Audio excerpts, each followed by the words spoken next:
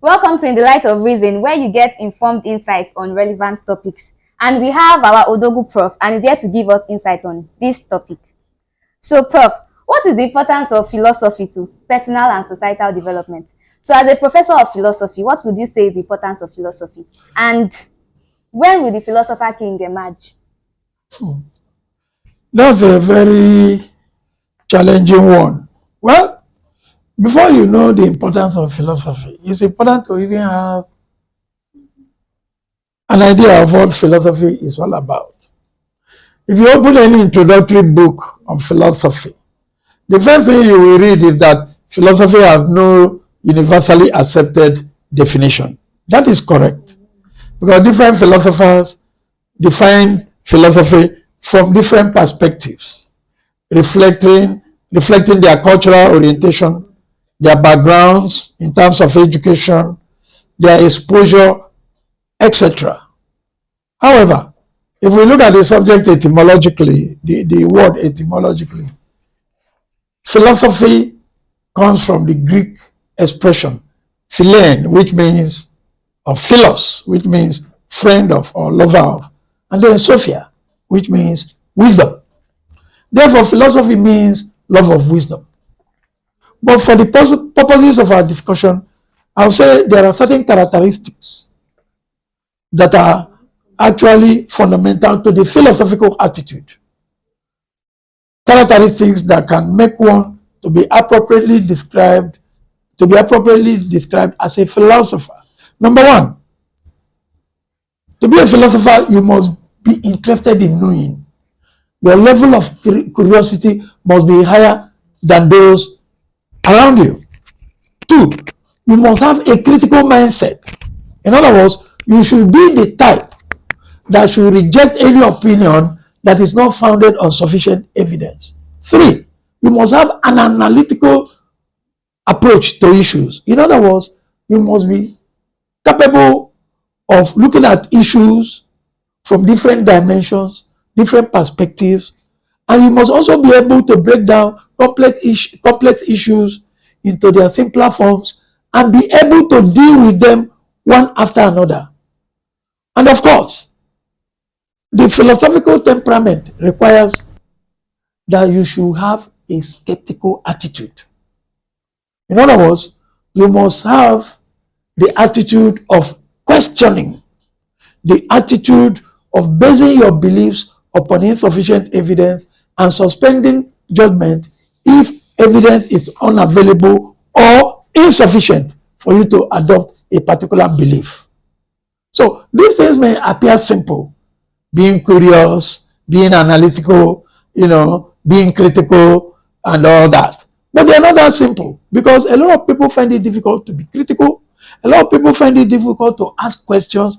A lot of people want things to be easy. They'll tell you philosophy, they always ask questions. They call philosophers intellectual irritants. Yes, it's our job to question, to irritate you, to make you ask fundamental questions that might lead to enlightenment. And of course, a philosopher should also be a problem solver.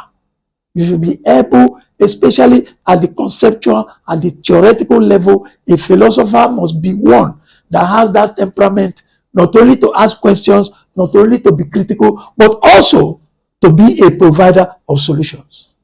Now, what is the importance of philosophy to the individual?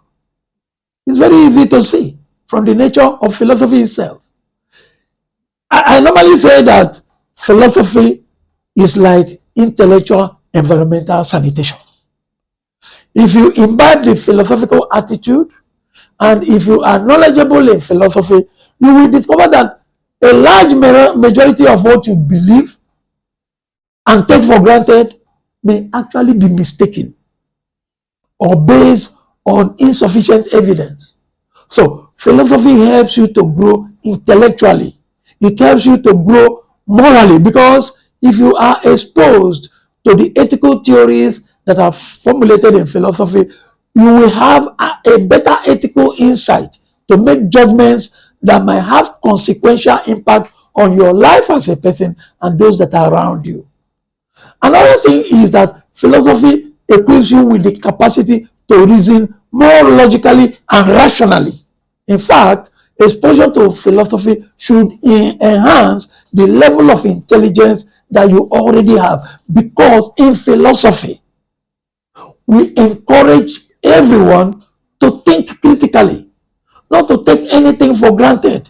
We encourage people to have a skeptical attitude, especially about those things, about those claims for which there is insufficient evidence. So, philosophy grows you intellectually, it grows you morally, it makes you to be a knowledge seeking and problem solving animal.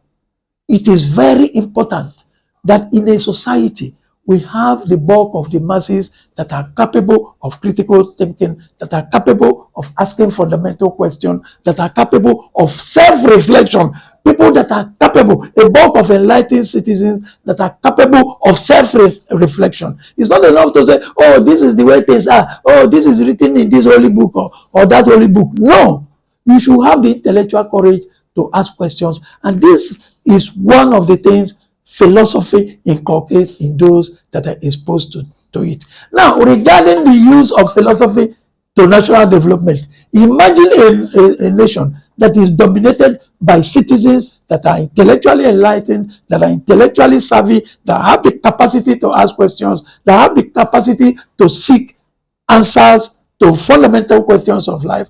It's a group of citizens that do not take whatever they hear as gospel truth, but are willing to investigate, to find the truth for themselves. Every nation, to make progress, sustainable progress, requires that the bulk of the citizens should have the philosophical temperament. That is the temperament of asking questions, the temperament of seeking solutions, the temperament of having an analytic spirit, the temperament of looking for solutions based on reason, based on facts, based on what can be justified.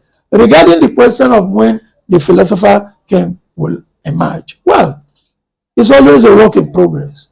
There is no nation that is being ruled on this earth by philosopher kings, because, as I said, to reach that level of philosophical sophistication and apply it in the day-to-day governance of any society is almost an impossible task. And anybody in doubt should go and read Plato's Republic to see the paradigm, the template that is set for the guardian class who are supposed to provide political leadership. And you could see that it will be easier for a hippopotamus to pass through the eyes of a middle than for philosophers to emerge king. Philosophers in the real sense of the word philosopher.